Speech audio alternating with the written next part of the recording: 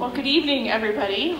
Happy to see you here. I'm Annie Levinsky. I'm the Executive Director of Historic Denver, and we know some more people may trickle in, but it's right after the holiday. It always makes November a little bit challenging for public programs, but we're glad that you made it out and are here to join us on the Regis campus, which I know is a place that is really special and historic in our city, but a lot of us don't get a chance to visit very often if we're not students here. So excited to be here tonight and grateful to the History Department here at Regis for hosting us and partnering with us on this event. For those of you who are professional planners or accredited planners, you can get continuing ed credits for being here tonight, so make sure you sign in on the sign-in sheet, because that's what we provide to APA to confirm attendance so that you can get your official credits.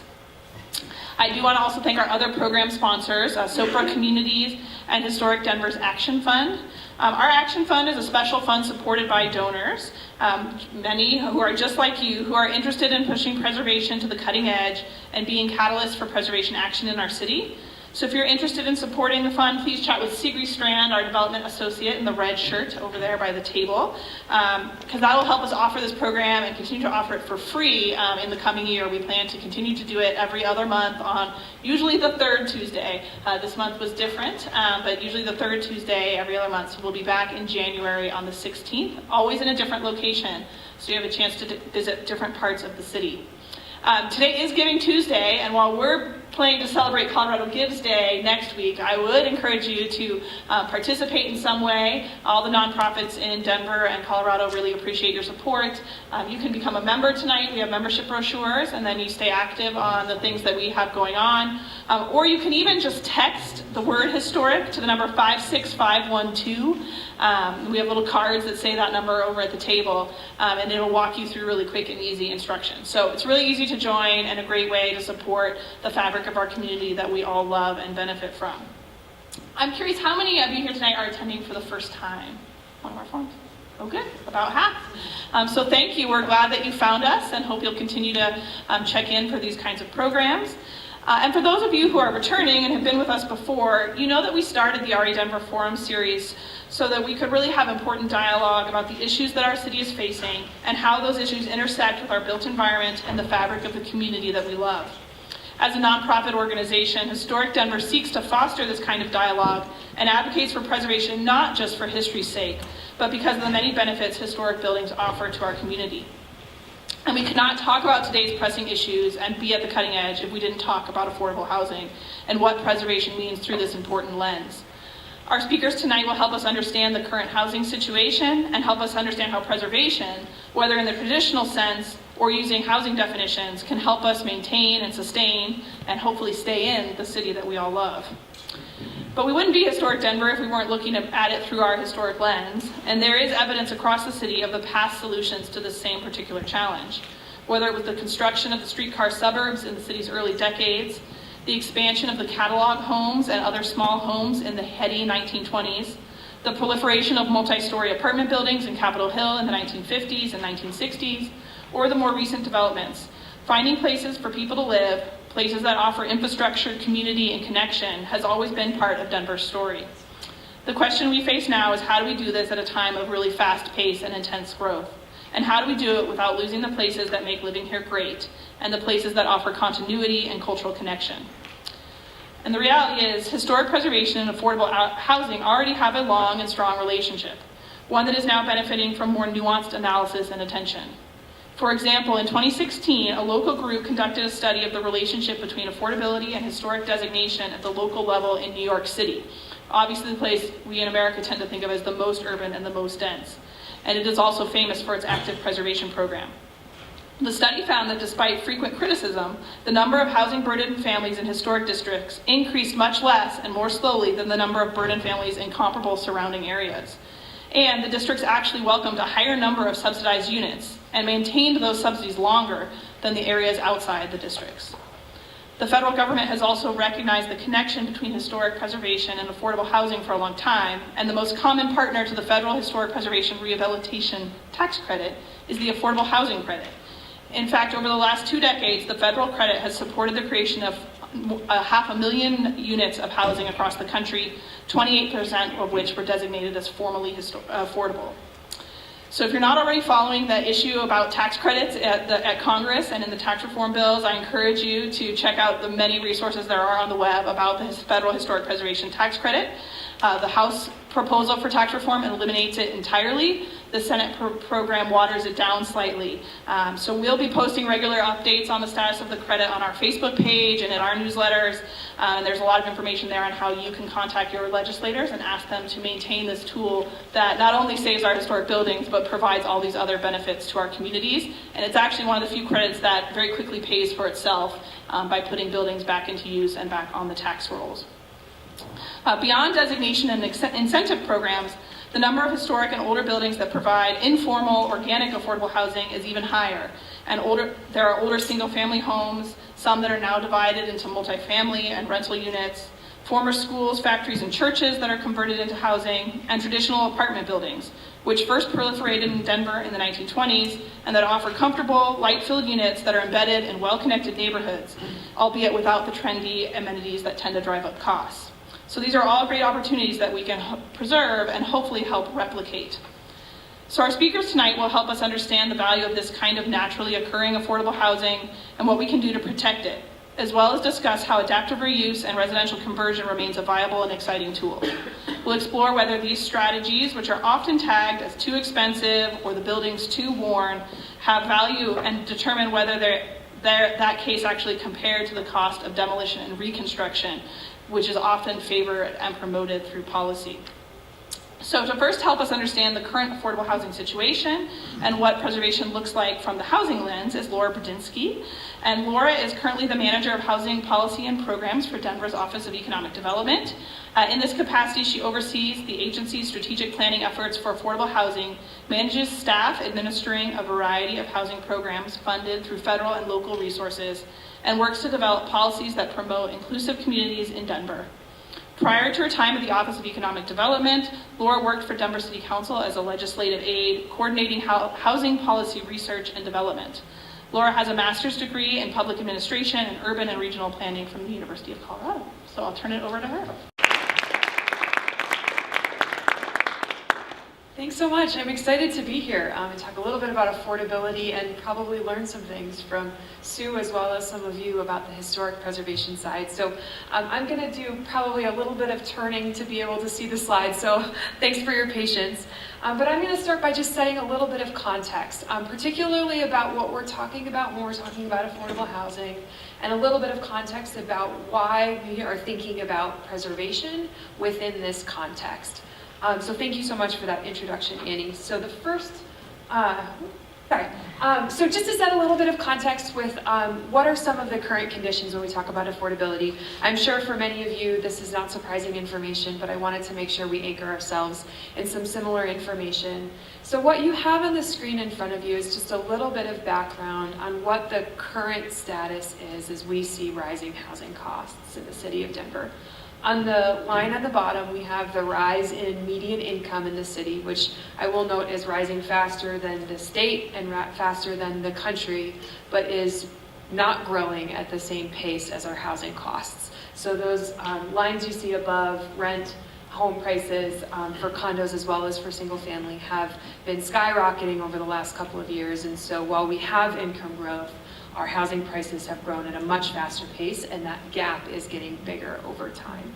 So just to set a little bit of context about what we're talking about when we talk about affordable housing need.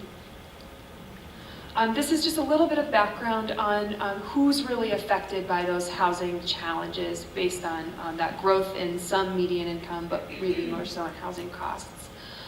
We at the Office of Economic Development think about housing on a continuum. We have needs at all of our different parts of the continuum right now for low and moderate income residents. We think about residents who are currently experiencing homelessness, and right now that number, based on the current count from this year, is a little over 3,300 households. I'll note that this is a really diverse array of households that are experiencing homelessness. This includes chronic homelessness, but this also includes families who are one rent payment away find themselves having that snowball effect down into an eviction. So there's a really wide array of residents that are experiencing homelessness and experiencing challenges at that end of our spectrum. But we certainly have challenges when it comes to workforce rental housing as well as home ownership. More than 100,000 families in the city of Denver, households I should say, families and individuals, are currently cost burdened. So Annie referenced what that might indicate earlier. That means that someone's paying more than 30% of their income towards rent or towards their mortgage. So right now that's over 100,000 households. That's a third of the population in Denver that's cost burdened. About half of those households are what we call severely cost burdened, meaning they're paying more than 50% of their income towards rent or towards their mortgage. So we have a pretty significant need. Just a little bit of background on what we're talking about when we're talking about what families we serve with the Office of Economic Development and the city's investments. So this is a chart to give you a sense of what we call the area median income. This is a statistic that's published by the U.S. Department of Housing and Urban Development specifically for the Denver area each year. And you can see the median income, that's 100% on this chart, is $58,000 for a one-person household up to $83,000 for a four-person household. That's the median. Our programs traditionally serve residents earning below 80% of the area median income, from 0 to 80%. We do have a few programs that reach up to 100% AMI as well. So just to give you a little bit of context on what some of the things are that the city's been doing relative to affordable housing, and I can certainly answer more questions about this. I'm going to give a little bit of context, but if you have more questions about some of our efforts, I can certainly expand on those if you have specific questions. But what I wanted to show is a quick overview of where the existing affordable units within the city are. And I will, to underscore something that Annie said earlier, that I talk about a little bit later in the next couple slides, is that this is our income restricted affordable housing stock, meaning that there is a contract or a covenant or a land use restriction that makes that unit affordable to a lower and moderate income family for a specific amount of time. We have a lot of units across the city that are unsubsidized or market affordable. They don't have an income restriction on them, but this map right here represents the units that we have that are income restricted across the city. So these are rental units, and you can think, for those of you who might have looked at the map on your way in, there's a little bit of overlap between some of those central Denver areas here on this map, as well as where some of those historic districts are on the map on the way in. But this represents a little over 21,000 units that are affordable across the city that have existing income restrictions. So what are we talking about when we mention preservation? To set a little bit of context here, what preservation means from a historic sense is a little different than what we mean when we say preservation from an affordable housing sense. So I think many folks raised their hands here who have been to previous meetings, which I'm going to extrapolate means that you're probably connected to historic preservation in some way, shape, or form. So you're probably more familiar with that top definition, where historic preservation is more connected to preserving existing buildings that have significant historic significance. When we talk about preservation from an affordable housing sense, we're talking about extending the affordability of a property at a price that's affordable for a lower or moderate income family on the income levels that we talked about just a minute ago. So that means extending the affordability of our existing income restricted housing stock, the map we just looked at, but also thinking about ways that we can make some of our more market affordable housing stock affordable long term, and what strategies we might use to preserve those properties. So what are some of the benefits when we're thinking about preservation in both senses and how they intersect? Preservation of existing housing stock can be a more cost-effective option in terms of keeping that property as part of the existing housing stock and rehabilitating it for use as residential development. I will caveat that, though, and I have a couple of examples here, with the fact that, and Sue's going to go into more details here in a little bit, The costs associated with new development and preservation certainly depend on where you're at in the city, what the cost is to rehabilitate a particular property, and what some of the financing tools are. Certainly as we think about tax credits, both historic tax credits and low-income housing tax credits, those are significant tools that help preserve properties in both of the ways that we're talking about, in a historic sense as well as an affordability sense. And without those tools, it would be much more difficult to finance this kind of preservation. I wanted to just give you a couple of examples, and I recognize now that the coloring is not indicating what I thought it might indicate, but these are just a couple of examples where the city has invested into properties that there's a mix here of new construction and preservation to get a sense of the city's investment as well as the overall investment into preservation.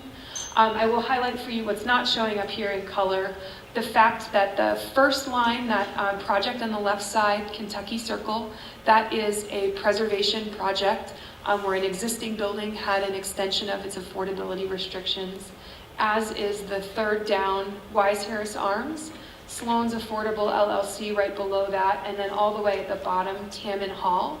So I want to highlight those for you because you can see when you move over to the right-hand side on a column where it says the total per unit, we really have a range there from the lowest at $123,000 of investment in total per unit to rehabilitate and extend the affordability of that first property, Kentucky Circle, all the way up to the one on the very bottom, Tamman Hall, at $343,000 per unit.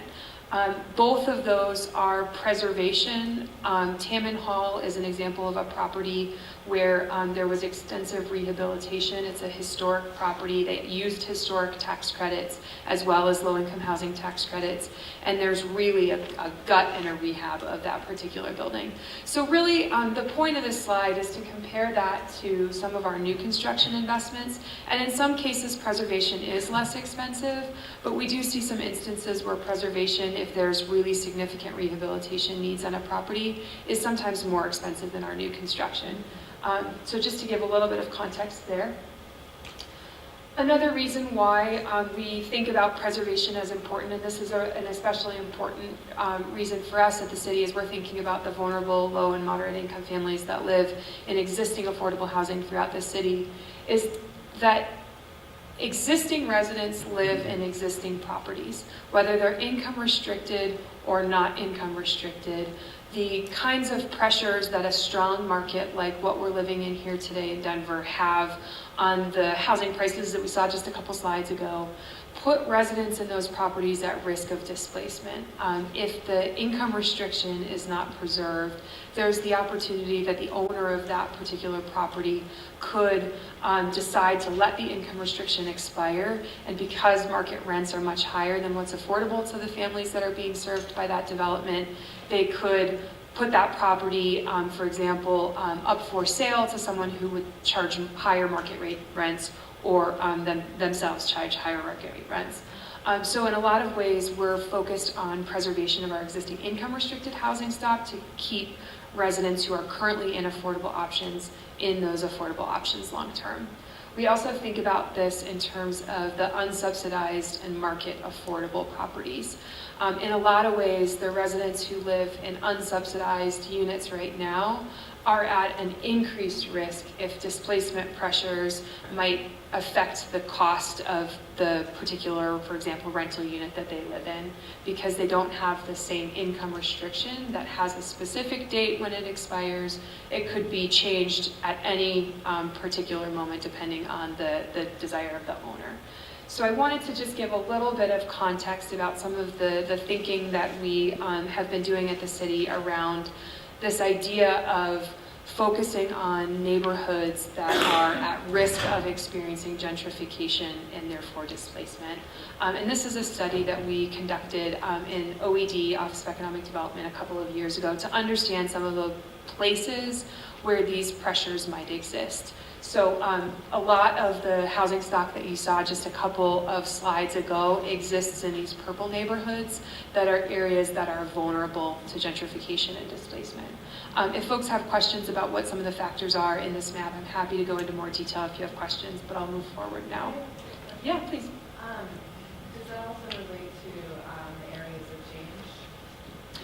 change? Yes, so the question was, for folks who might not have heard it, the question was, how does this map relate to the city's areas of change and areas of stability that were part of the Blueprint Denver plan in 2002, I want to say is the year that it was originally adopted. There is some overlap. Many of these neighborhoods that are purple were considered areas of change as part of this, especially the ones in the central Denver area. But I think that the Department of Community Planning and Development does have a map that overlays these together. So I can definitely follow up if you have particular questions about specific. For identifying areas of change at the time that they did that, have the same criteria that you have? I don't have the criteria that areas of change was based on, but I can definitely try and get that information. The criteria that was used for this analysis, just in case folks can't read that tiny writing, this is up on the left-hand side.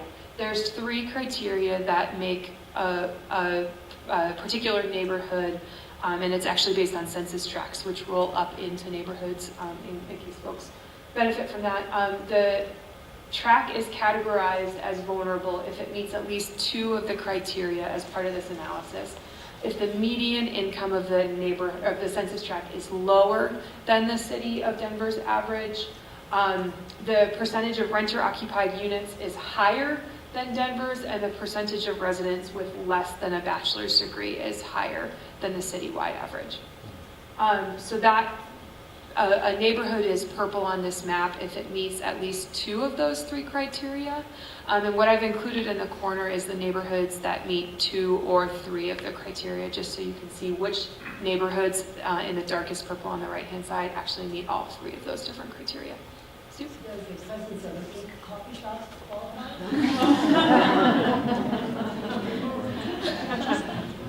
This is just based on the demographic data of this particular neighborhood.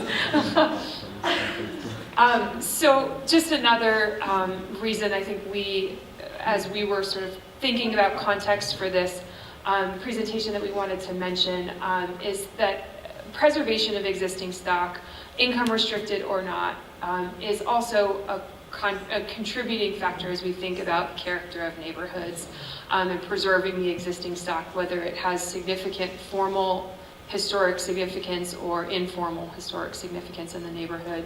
It contributes to the character and certainly preserving it as part of how we maintain that.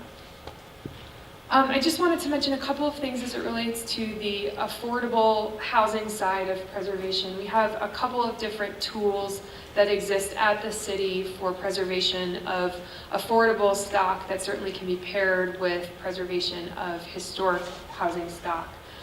We have one particular ordinance that it was adopted in 2000 and updated in 2015 that gives the city really a stronger opportunity to preserve our income restricted housing stock, including a right of first refusal for the city or its designee to purchase income restricted housing stock. So that's one way that we're able to preserve that type of housing.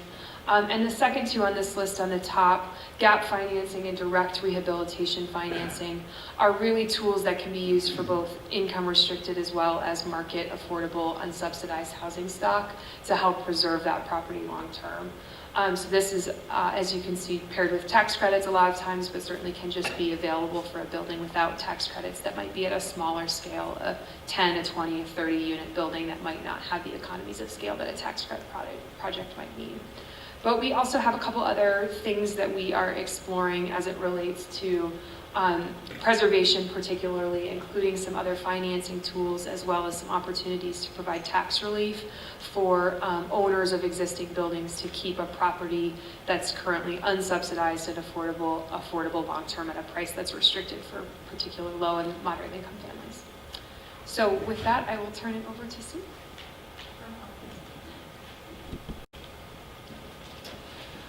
I'll give an introduction of Sue before we put her on the spot. And thank you, Laura, for all that great background information. So Susan Powers was the recent recipient of our Ann Love Award for Unconventional Preservation in Denver at our awards gala a few weeks ago. But she and I have had the chance this year to have a couple of conversations about the issue we're talking about tonight. And she's really well positioned to help us understand it and look at some case studies. Susan is the president of Urban Ventures LLC, a Denver real estate company that's built multiple mixed income and mixed use projects in and around Denver for over 19 years. Their focus is really to build communities with strong values and provide opportunities for residents to live a healthy life. Urban Ventures is leading the redevelopment just across the way of the 17-acre former convent property, the Marycrest property, now known as ARIA Denver, which will ultimately include 400 residential units and some commercial space. She's also leading the Steam on the Platte redevelopment, which is the adaptive reuse of a 100-year-old warehouse into office space for creative businesses, and also home to a new coffee shop, I believe, staffed by Girls Inc. So a new place to get coffee, perhaps. Before her work with Urban Ventures, Susan was the executive director of DURA, the Denver Urban Renewal Authority, in the late 1980s and 1990s, and she participated in the redevelopment of downtown Denver and the rehabilitation of the Denver Dry building. She's a member of the board of directors of Denver Health and the Hospital Authority and of Downtown Denver Inc., and she participates in many community initiatives regarding affordable housing, including Mothers Advocating for Affordable Housing, which she co-created with one of our organization's founders, Dana Crawford. So I'll let Sue come on up and tell us a bit. Okay, thank you. Okay. Thank you very much for coming tonight. It's nice to look out at a group and not know that everybody in the group, because when you go to downtown business things, it's like all the same faces, and this is nice to see some other faces who I think I'm probably more aligned with than the downtown business faces these days. I'm going to start. It was funny because when we were talking about this, I was saying that I can't find examples of this, and I found what you'll end up seeing is I've never had as many pictures in a presentation as I have in this one, but I just couldn't come up with preservation of buildings that were affordable housing, and then I went, what about my past? So these are just some examples because it was a very different time then, and those of you that have gray hair in this room, I do, will remember in the 90s what was going on in the late 80s and 90s when we were in the midst of the oil and gas recession, and downtown was on the verge of dying, and lower downtown had not been created as a historic district, and you all lived through, many of you lived through those times. And what was interesting is that for a 10-year period downtown, there was no private residential built. Not one. I mean, we were talking about this at the Denver Partnership one day. It was pretty shocking to think about, but there was not one building permit, not one private development of housing. And the only thing that got done during that 10-year period were preservation of buildings that had affordable housing in it, because the tax credits were available, the buildings were cheap, and it became a strategy, not one that we were conscious of. I would love to think that we were enlightened to do this, but we weren't that much until after it was done, and we thought, well, that was a very smart thing to do, to try and find people to buy these buildings so that they would be preserved, because many of these that I'll show you are along 16th Street Mall, and be able to use low-income housing tax credits as well as historic tax credits. So that's what happened during that time, and I just grabbed 5 of them. Mercantile Square, which is a tatter cover building, which was when John Hickenlooper was in his developer days before mayor and governor. But it has, you can see it has almost 100 units, and they're still there. They're all workforce housing apartments above Tatter Cover. Many of the employees from Tatter Cover and the Wine Coup Brewery, this is a coincidence, were the first ones that moved into it. But you know what? That was a workforce downtown, and that was fine. It was our first entree into lower downtown, and people were very scared at the time, having Dura in the neighborhood. Well, this is the issue. One of the issues about preservation is that at the time when we were doing this, and we thought 30 years, how? God, that's so far away, and here we are. So many of these are, in the next couple years, the restrictions are going away, and it is part of the city's and Chafa's plan and they're working on it, because we've lost some already. We've lost some units that the restrictions went away and private developers purchased it, and I can't blame them, but at the same time, we have to come up with the resources to make it economically viable for people to continue to leave them as historic. as affordable. With the Rio Grande one, oops, sorry. The Rio Grande Lofts is just a lot south of this, or on the other side of between 15th and 16th Street on the mall.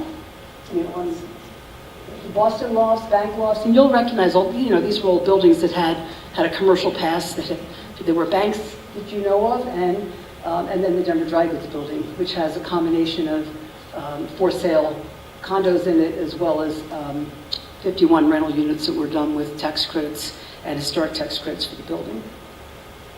I skipped something here.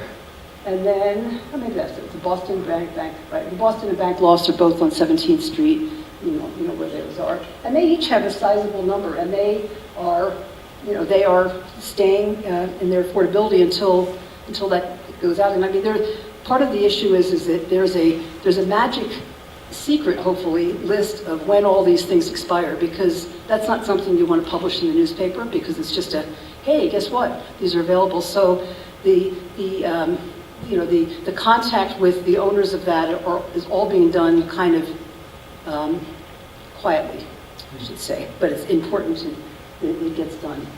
Then I want to jump into, take away from the past here, and then jump into the present, and I'm going to start with some rental projects. And my purpose of this is just to show you the range of types of projects, of properties that are becoming affordable housing, and they're also older buildings. And I would doubt that any of the buildings I'm going to talk about are on the National Register.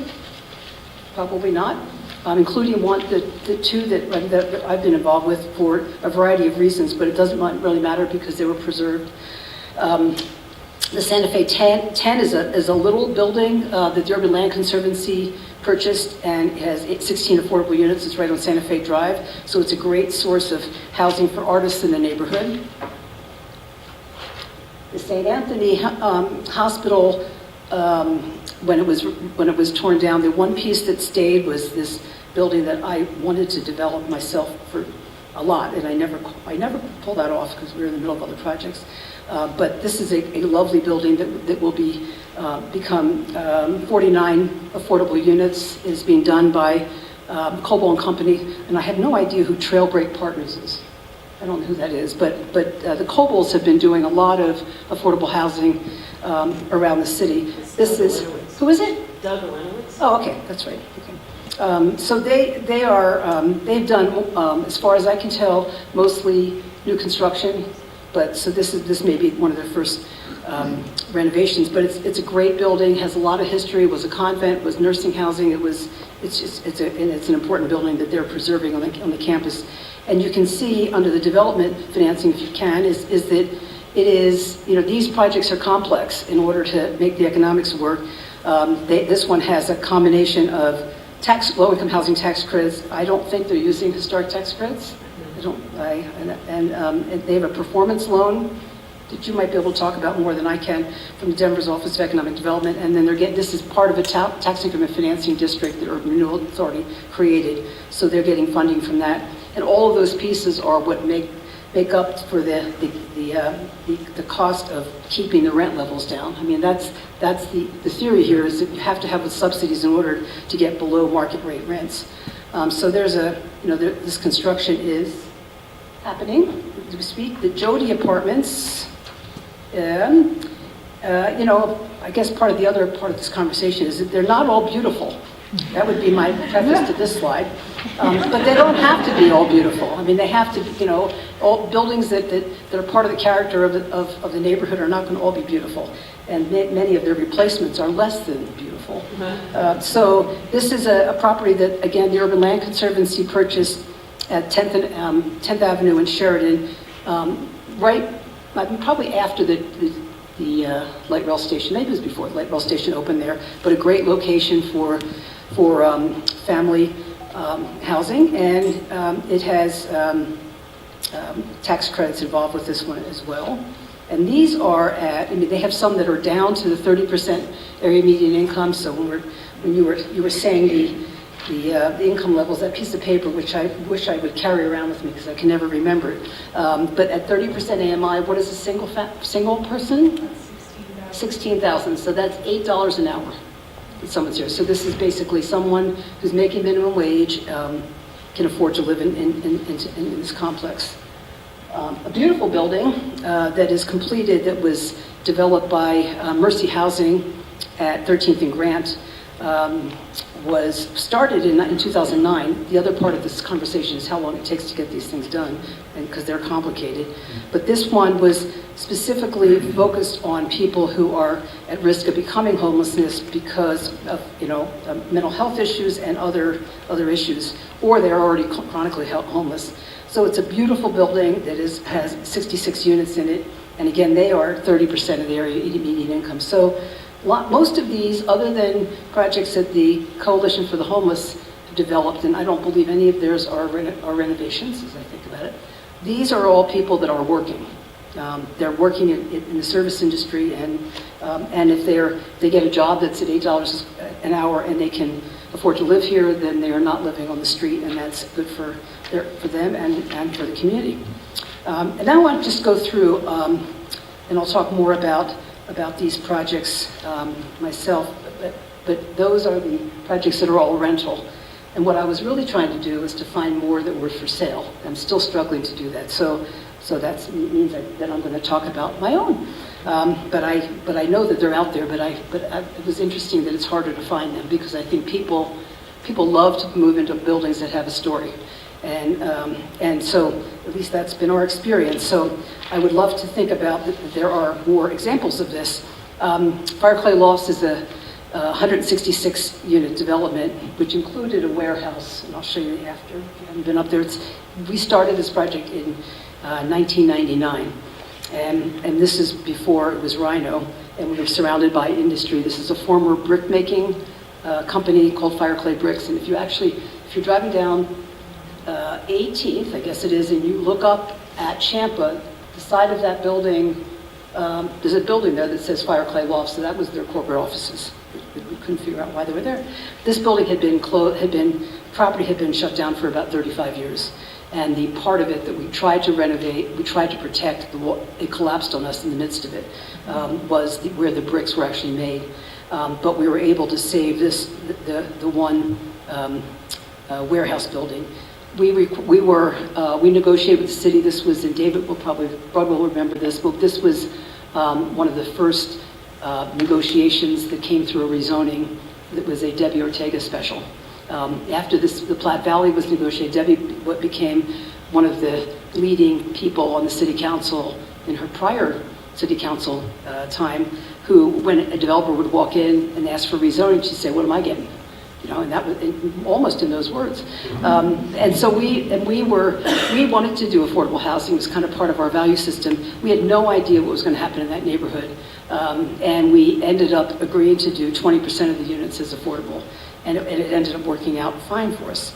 But it was a combination of new construction, and this is the building today.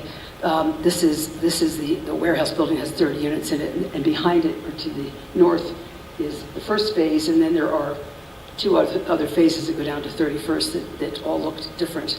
But one of the things we did when we were developing this is we kept track of what it cost to do the renovation versus the new construction, because we had a gut feeling, and it's not always the case, and Laura mentioned this, that it would be cheaper for us. How could it not be cheaper? We got a building, we got the walls are there, the foundation's there, and sometimes that's not the answer because the walls are collapsing and the foundation's not adequate. But it seemed like, does this have to be up here? No, you can hear. It seemed like it should be less expensive to build in an existing building, to renovate. And we found out that was true. So it cost us $88 a square foot. Now remember, this is 2001, 2000, we opened in 2001. And it was $88 a square foot to do the renovation of this building. And then it was $114 a square foot to do the new construction. If only we had those prices today. But in relative terms, I think what you'll see next when we look at the convent across the street, we found the same thing in terms of new construction versus renovation. And then I'll talk a little bit about what the risks are. The other thing that's important here is just historically how we have evolved in thinking about affordable housing.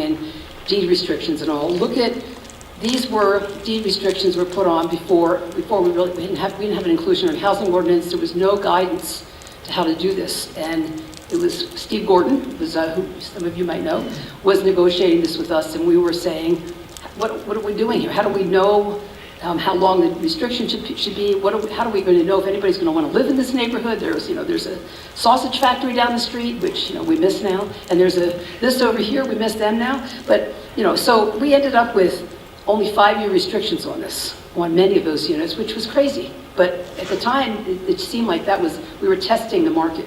And we have 5 units, which are 15. Those 15-year restrictions are going to be off next year. And the 27 have been off for a while. But there's been very little turnover. And that's the other part of it, is where are people going to go? I mean, they got this unit, and they bought it for $114,000. It's a beautiful loft, 2-story unit, and they, so they're happy being there, so they're the lucky ones. But they could turn around and sell it now at market, and some of them I'm sure will. So that's something that shouldn't happen, but it was kind of the evolution of how this was being, discussed and how policy was evolving. Laura would never let that happen again today. And then I'll talk about the last project, talk a little bit more in detail about the RA co-housing community. This is diagonally across the street at 52nd and Federal. It was a 25-acre convent called Mary Crest that was, I guess you shouldn't use the word decommissioned, like it's military base, but the sisters decided that there were 11 of them living in 55,000 square feet, and the roof was leaking, and they're Franciscans, and they don't care about stuff, and they just wanted to get out of there. And they had all this property to maintain, and the grass was growing, and they had to cut the weeds down. And so I was fortunate to meet them early on in their thinking about this, and they were working initially with Mercy Housing, who concluded, probably rightly so, that there was too much land development risk in this project to take on the whole property. So the sisters asked me if I would step in, and I sat, okay, I didn't grow up Catholic, so how am I going to relate to these nuns? And they're not nuns, by the way, they're sisters. And if you haven't seen the movie that just came out, Novitiate, you should go see that. Think about the Vatican after that. So we found that we had a lot in common. They didn't want a gated community. We didn't want one. They wanted to be mixed income. So did we. They wanted us to continue. The residents of Warren Village has a homeless shelter on the site for women and children that was in their original convent that was under construction, that they lived in while this was under construction in the 50s, or in the 40s, actually. And we then said, let's do this together, and let's kind of create a set of values that we can live with, which are actually reflected in covenants, which are the weirdest covenants you've ever seen on a piece of property, but they were fine. And because it was what they wanted for the property, and we couldn't imagine, we decided we would go to hell if we did the wrong thing. That's the main thing, whether we were Catholics or not. So it's been an 11-year journey with them, and it's been a terrific experience. And the keystone, the center of this was, what do we do with the convent? And the convent was built to be there for 200 years, honest to God. I mean, the walls are this thick. I mean, these are all the good things about it and all the things that make it challenging. And it was built for them, which meant that there are cells. If you look at the actual building plans, we had the original drawings from it. They are CELLS, because I had to look at that and go, that doesn't sound right, but they are. They were little cells that were this wide, with a single bed, a hook, and a sink, and one bookshelf. And that's what they lived in.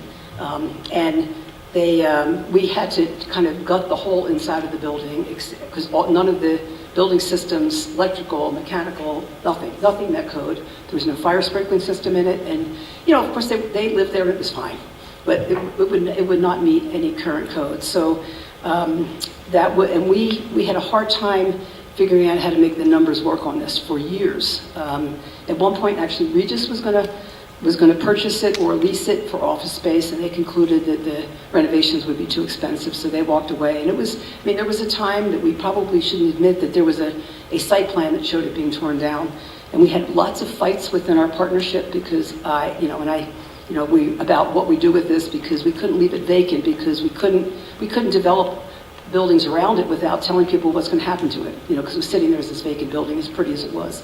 But none of us really, we just couldn't get our arms around tearing it down. I mean, that was just not going to happen. So we eventually concluded that a co-housing community, which is it's a condominium in a legal format, but it's a group of people who decide they want to have an intentional community, live together. They met each other 3 years ago. We went through a design process with a group of people, the first eight that signed up.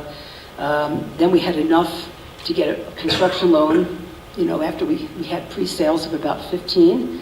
And they had the first closing in August of this year, and we sold 26 of the 28 already. And it's an amazing group of people. This has nothing to do with affordable but I just want to tell you, or preservation. But it really is part of the story, because they came in and they loved what the life of it used to be. That doesn't mean they have to live like nuns, but they were attracted to the values of what that building represented and wanted it preserved. The sisters were thrilled with the way it's turned out.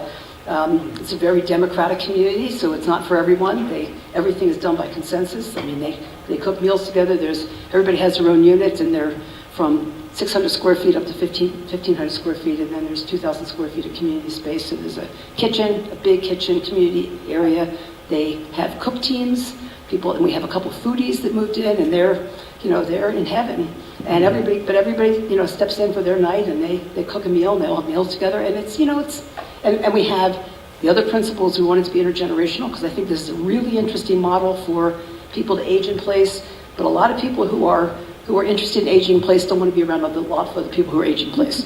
So we felt like we wanted to do affordable units in this project as well. And as it turns out, Councilwoman Kanish, introduced me to Carl Coble, who I knew, but I didn't know what he was doing on this property to the west of here, which is in Berkeley, and it's the old golf course. Well, it's the existing golf course, and they're building all these kind of luxury single-family homes and duplexes, as well as renovating the old El Jabel building.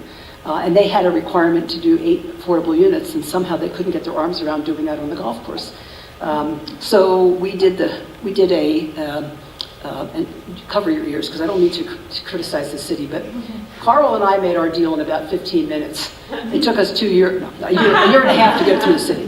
But no, because it was complicated. It's kind of like, well, what happens, but they basically did. They wrote us a check for what they would have paid the city as an in lieu of fee, and we built it. We lowered every unit, the 8 units, down by the amount that went with that subsidy.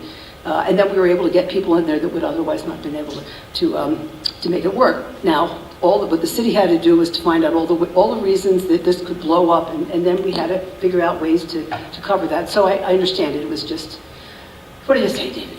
But it got done, and it's been great. And they didn't want the requirement on them. We really wanted this. It allowed us to get young families in here, because that's who we needed for the intergenerational. So we wanted for the intergenerational part. So we had our first baby born 3 weeks ago too, not in the building. That's okay.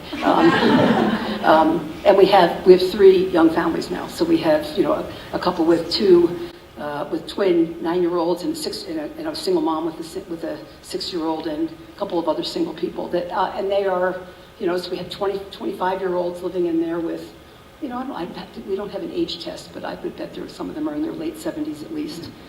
And it's kind of cool. We had a big baby shower for this family, and it was like, it's a kind of a microcosm. It's interracial as well, so it's just, it's pretty interesting. So we also had to keep, tabs on the budget, because building these kinds of projects and not knowing, this is when I get to the end and talk about, what are the challenges of renovation?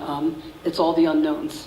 It looks lovely. Yeah, we know the walls are this thick. What does it take structurally to put all new utilities in there? Well, the answer is we had to bore through concrete 400 times. And every time we did a boring, we had to have the structural engineer out there to make sure that was okay for the structure. So, that wasn't part of the design. We found a little more asbestos than we thought. We found the great part of it, and I mentioned this the other night, was that we found a time capsule. which was just one of those, it was a crappy day, and, we were over budget on stuff, and, it was one of those, and this guy, one of the general contractor's younger guys came out with, and said, "We found it, and I wouldn't let anybody touch it because I'm a Catholic." And all the other guys wanted to open it and see what was in it, but we kept it, it's safe. So, and it was in this copper box inside marble. And so we took it to the sisters, we opened it up, we poured a couple of glasses of wine because we thought it would be fun, and it was. And we're, 1950, whatever it was, 52 newspapers, Rocky Mountain News, and all the things. The only retailer that looked familiar that still exists is the Argonaut liquor store. And then a lot of medals and pictures of all the sisters and all that kind of stuff. So we decided to put it back in, and we flipped it over, and then we had engraved on it REA Co-Housing Community 2017, and we then put in. The sisters wanted to put in their pictures because they're so much more modern than the nuns that were there. So it was really fun, and we put in at the time the young guy, the couple, just found out they were pregnant. So he came running over and said, here's the ultrasound. So we have Cadence's ultrasound in there. They already knew the name of the baby. And, and just all kinds of, I put an iPhone in there and Starbucks card, and then I wrote up a kind of a 4-page brain dump the night before of how we got to this crazy place. So those are the things that make it worthwhile when you say 400 borings. You kidding me? But even with that, as you can see here, our construction costs were $138 a square foot. If I if I compared that to Chuck Perry, who's my partner, he did on this redevelopment. He did the old Village Gardens development. Redevelopment is a wonderful community, and he does all of the rental development on the site, and I do the for sale, and then we do the commercial together. So he's doing a lovely tax credit. We just got an allocation for the next one. We already have 72 units of apartments that are there that are 30 to 60% AMI, and this was several years ago, they were well above $138 a square foot.